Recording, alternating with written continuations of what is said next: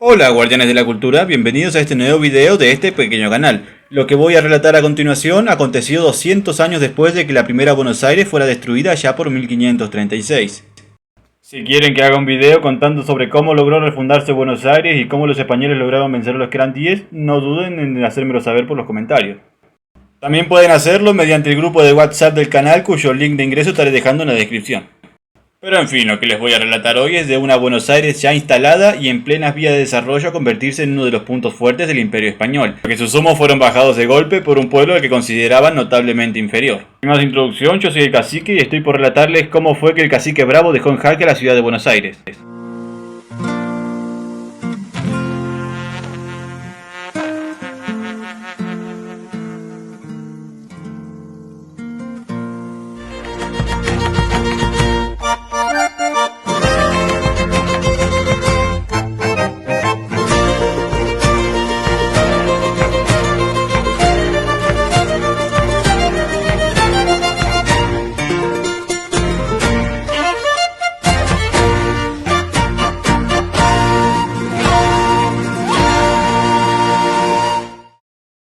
Luego de la derrota de Mendoza en 1536, los campos bonaerenses quedaron vacíos por poco más de 40 años, hasta que un conquistador experimentado de nombre Juan de Garay logró vencer a los querandíes y refundar la ciudad de Buenos Aires un 11 de junio de 1580.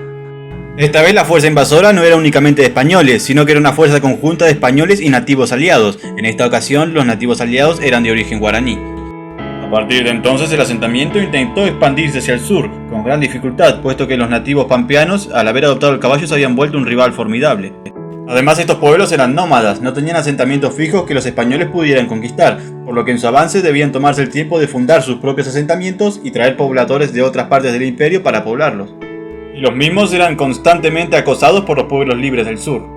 Esta situación generó escasez de recursos y amenazó con destruir la delicada estabilidad que se había logrado.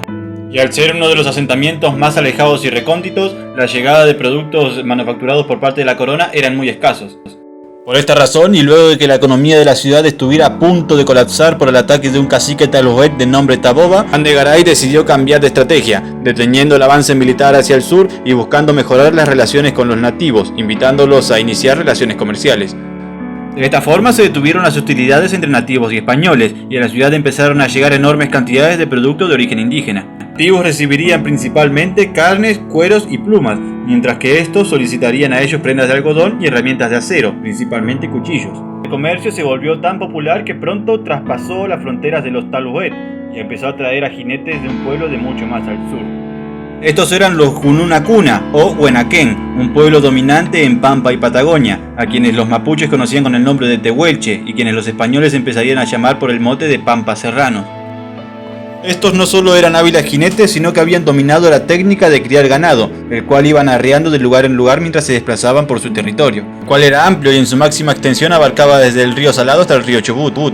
Estos nativos se incorporaron al comercio y proporcionaron una cantidad masiva de cuero que impulsó una industria talabartera en la ciudad. También, gracias a que tenían salinas en su territorio, pudieron aportar grandes cantidades de sal, un producto fundamental que disparó la industria ganadera de Buenos Aires. La intervención no se limitó al comercio, sino que se empezó a volver frecuente que estos pueblos de la Pampa prestaran su mano experta en las haciendas bonaerenses cuando visitaban la ciudad, a menudo enseñando sus técnicas y hábitos y estrechando vínculos entre las comunidades. Una amistosa cruza que con el paso de los años daría origen al gaucho argentino, un hispano criollo asiduo a las costumbres y tradiciones de la Pampa. La suma de estos factores impulsó un creciente desarrollo y convirtiendo a Buenos Aires en un punto de gran importancia y atractivo. Sin embargo, es aquí donde empezaron los problemas, ya que el crecimiento económico de una localidad siempre provoca que gentes de otras partes migren hacia ella. Por consiguiente, personas de todo el imperio e incluso fuera de este empezaron a migrar hacia Buenos Aires para disfrutar de esa abundancia y aprovechar la disponibilidad de terrenos para instalar sus propias haciendas y talleres. Esto en teoría no debió haber sido algo malo, pero lo fue, ya que los recién llegados, acostumbrados en otros lugares a tener a los indígenas en situación de servidumbre, no veían con buenos ojos de que aquí estos se codearan con los españoles como si fueran iguales. Al poco tiempo, los recién llegados empezaron a maltratar a los nativos que se acercaban a comerciar. Cabe destacar que los Gununacuna físicamente eran mucho más intimidantes a los nativos de otras partes del continente. En parte gracias a su estilo de vida activo y en parte gracias a estar emparentados genéticamente con los patagones del sur, eran mucho más altos en estatura. Tengamos presente que la talla máxima de un castellano por aquella época era de 1,70 m, pero ahora el padre Fafner lo describía al jefe de los Gununacuna de la siguiente manera. Este caudillo, llamado Cacique Bravo por los españoles, era alto y bien proporcionado, debió de medir 7 pies y pulgadas. Luego de haber convivido con nativos que eran más bajos que ellos, de golpe se topaban con un pueblo de nativos que era mucho más alto y físicamente más fuerte, lo que seguro intimidó a los recién llegados. Pero pronto aprendieron que estos gigantes eran calmados y relativamente pacíficos, por lo que empezaron a aprovecharse de ellos, causándoles un gran malestar. Lo que no sabían era que campo adentro estaban empezando a llegar desde el otro lado de la cordillera de los Andes los araucanos, un pueblo mucho más agresivo que empezó a hacerle la guerra a los Gununacuna. Guerra que en su primera etapa sería ganada por los locales y su cacique general Cacapol, aunque quien lideraba a los guerreros era Cangapol, su hijo, y quien sería apodado como el Bravo. Este célebre estratega militar de las Pampas vencería a los recién llegados picunches y pehuenches y los orillaría a la subordinación. Fue en este ambiente caótico que los Cacapol tenían que ir lidiando con familias que llegaban pidiendo ayuda por los maltratos y robos que habían sufrido en el norte por parte de los hispano-criollos, aunque todavía eran incidentes que estaban dispuestos a ignorar, hasta que llegó uno que sería imposible hacerlo. Sucedió una mañana de 1737, un cacique de nombre Tonichilla, sobrino de Cacapol y primo de Cangapol, sería asesinado a tiros en Buenos Aires. Esto sucedió cuando un comerciante español intentó despojar al cacique de sus vestimentas, y este al negarse desató una pelea que, al ser vista por unos soldados que pasaban por ahí, terminó en que el cacique fuera abatido a tiros. El mariscal de campo ordenó tomar presa a la familia del cacique. Unos guerreros que también venían acompañando intentaron defenderla y también fueron abatidos a disparos.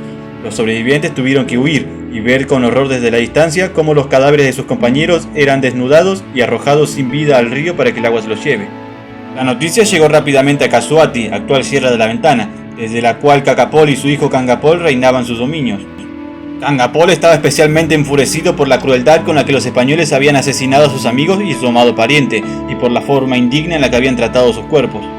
Fue por esta razón que el cacique Cangapol, aprovechando sus nuevos súbditos, decide lanzar la que sería la primera gran invasión pampa en suelo bonaerense, la cual tendría efectos devastadores. En función de a qué fuente se le consulte, el número valía entre 1000 y 2500 jinetes.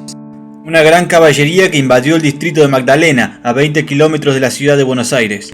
Cangapol dividió sus fuerzas y atacó coordinadamente los pueblos de Arrecifes, Luján, Magdalena y La Matanza.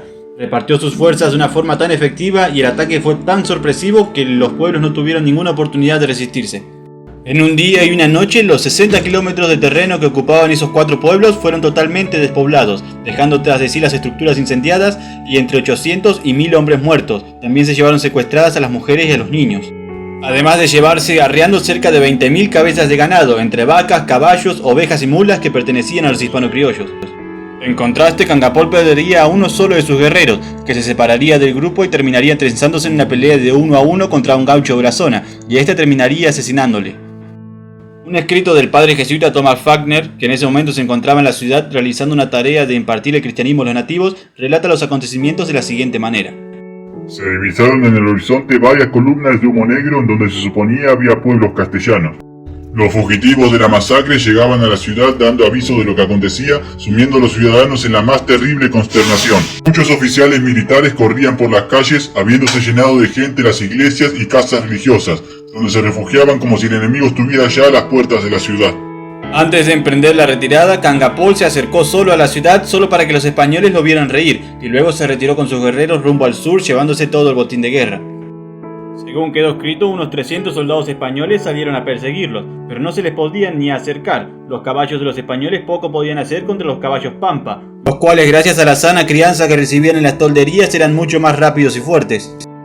Aún así, a 200 kilómetros de la ciudad, los soldados vieron que Cangapol se había detenido a esperarlos, pero el mariscal, viendo a sus hombres exhaustos por la persecución, ordenó retirarse sin pelear, mientras escuchaban las burlas e insultos de los nativos. Fue a partir de este acontecimiento que a Cangapol lo empezaron a conocer por el mote de Cacique Bravo, y a sus guerreros más allegados como los Bravos de la Sierra. Los españoles, humillados por este golpe, quitaron la comisión al mariscal de campo y se la dieron en su lugar a otro que se sabía era amigo de los Gununacuna. Este se apuró a reunir 700 hombres y se internó en la pampa rumbo a Casuati en busca de Cangapol, pero no para renovar la guerra, sino para renegociar la paz.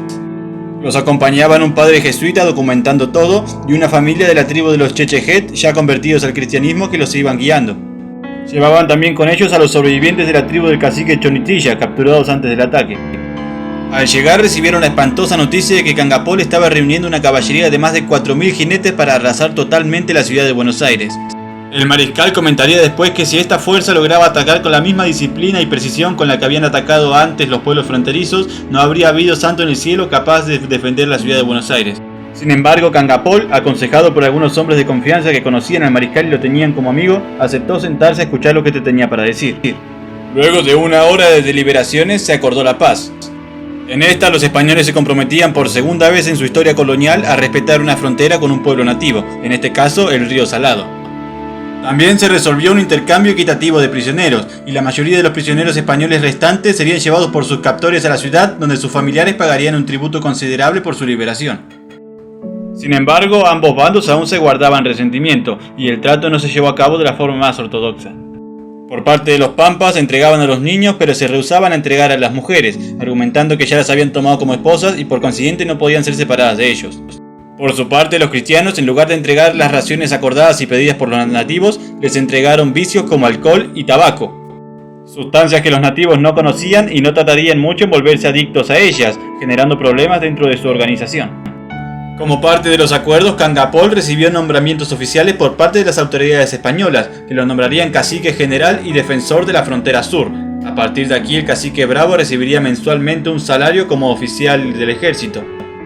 A cambio, el cacique se comprometería de protegerlos de ser atacados por otros nativos. Pronto también, y con la promesa de recibir aún más regalos, el cacique Cangapol también permitiría que se fundaran misiones jesuíticas en su territorio, pero eso, mis amigos, es una historia para otro video. Y bueno, mis queridos jugupas, eso es todo por hoy. No olviden dar like si el video les gustó, comenten qué les ha parecido o si tienen alguna idea para mí, suscríbanse para estar al pendiente de más contenido así, y lo que es más importante, compártanlo para que el conocimiento pueda llegar a más personas. Como siempre les digo, el conocimiento es de todos y por ende todos tenemos derecho a él. Cuídense mucho.